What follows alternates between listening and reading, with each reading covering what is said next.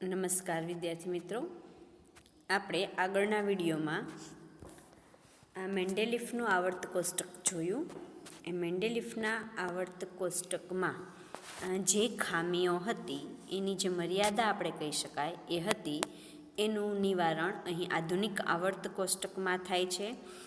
હવે જે મેન્ડેલિફના આવર્ત કોષ્ટકમાં શું હતું તો કે આપણે ઉદાહરણ સાથે જોયું હતું કે નિકલ અને કોબાલ્ટનું સ્થાન નિશ્ચિત નહોતું કરવામાં આવ્યું. આ ઉપરાંત એમાં જે તત્વોના સમસ્થાનિકોના સ્થાનની કોઈ જગ્યા, એની કોઈ નિશ્ચિત જગ્યા નક્કી કરવામાં નહોતી આવી.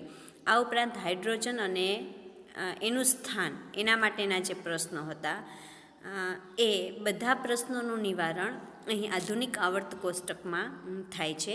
હવે આ આધુનિક આવર્ત કોષ્ટકની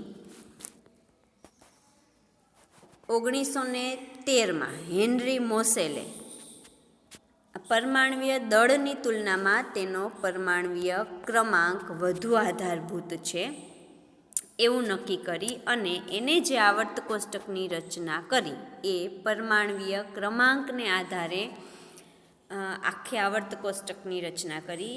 ટૂંકમાં તત્વોના પરમાણુ ક્રમાંક એટલે શું તો કે એમાં રહેલા પ્રોટોનની સંખ્યા અથવા તો ઇલેક્ટ્રોનની સંખ્યા, એને આપણે પરમાણુ ક્રમાંક કહી શકાય. તો આમ જે તત્વના પરમાણુ દળનો આધાર લીધો હતો મેન્ડેલિફે, એના બદલે અહીં એને પરમાણ્વીય ક્રમાંકનો આધાર લઈ અને એને આવર્ત કોષ્ટકની રચના કરી છે. આમ આધુનિક આવર્ત કોષ્ટકનો નિયમ આપણે શું કહી શકાય તો કે તત્વના ગુણધર્મો છે તેમના પરમાણ્વીય ક્રમાંકના આવર્તનીય વિધેય છે. મેન્ડેલિફનું હતું એમાં તત્વના પરમાણ્વીય દળાંકના આવર્તનીય વિધેય હતા. અહીં પરમાણ્વીય ક્રમાંકના વિધેયો છે એમ કહી શકાય. અહીં આપણે આવર્ત કોષ્ટકની રૂપરેખા કહીએ તો કે એનું જે બંધારણ છે એ કઈ રીતનું છે એના વિશે જોઈએ તો સૌથી પહેલાં એને બધા જે પરમાણુ તે સમયમાં શોધાયેલા જેટલા તત્વો હતા એ તત્વોમાં બધા તત્વોને પરમાણ્વીય ક્રમાંકના ચડતા ક્રમમાં ગોઠવ્યા. કોઈ પણ તત્વનો પરમાણ્વીય ક્રમાંક તેના કેન્દ્રમાં રહેલ પ્રોટોનની સંખ્યા જેટલો હોય છે. પરમાણુમાં જેટલી પ્રોટોનની સંખ્યા હોય એટલી જ ઇલેક્ટ્રોનની હોય. એટલે આપણે એવું કહી શકાય કે પ્રોટોન અથવા તો ઇલેક્ટ્રોનની સંખ્યા એ એનો પરમાણુ ક્રમાંક દર્શાવે છે.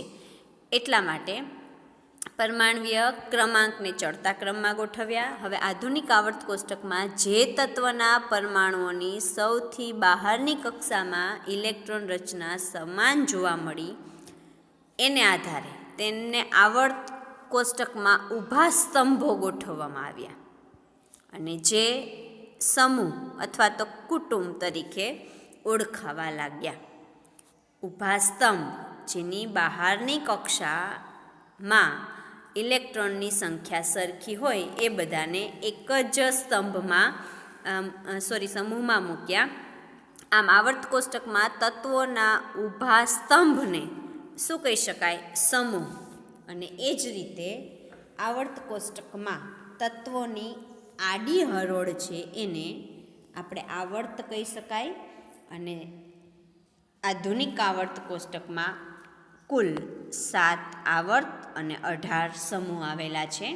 આ પ્રશ્ન MCQમાં ટૂંકા પ્રશ્નોમાં પણ પૂછાઈ શકે કે આધુનિક આવર્તમાં કેટલા સમૂહ છે, કેટલા આવર્ત છે, પછી આવર્ત એટલે શું, સમૂહ એટલે શું, તો એ એક વાક્યમાં આવા પૂછાઈ શકે છે.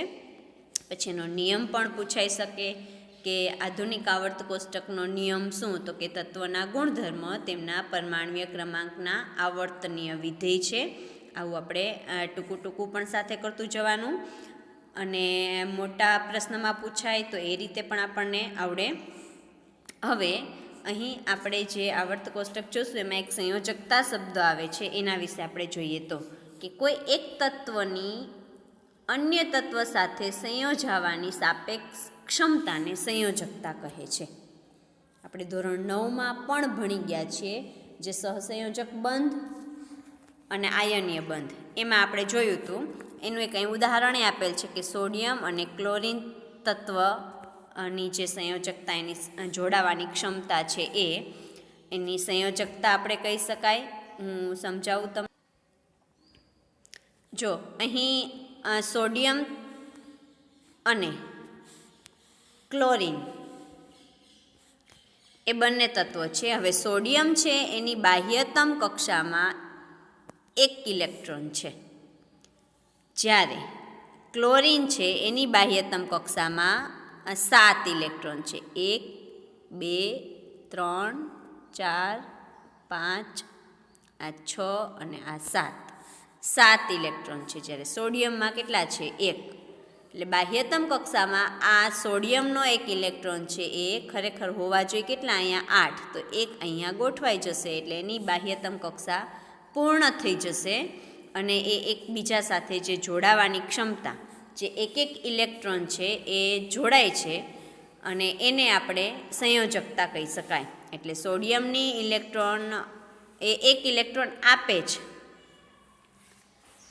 છે એટલે દાન કરે છે, તો એની પ્લસ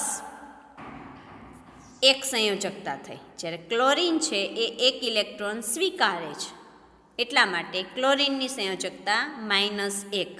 આમ આ સંયોજકતા ઉપર પણ તેનો આધાર છે આવર્ત કોષ્ટકનો. હવે આપણે અહીં જો નીચે કોષ્ટક છે એમાં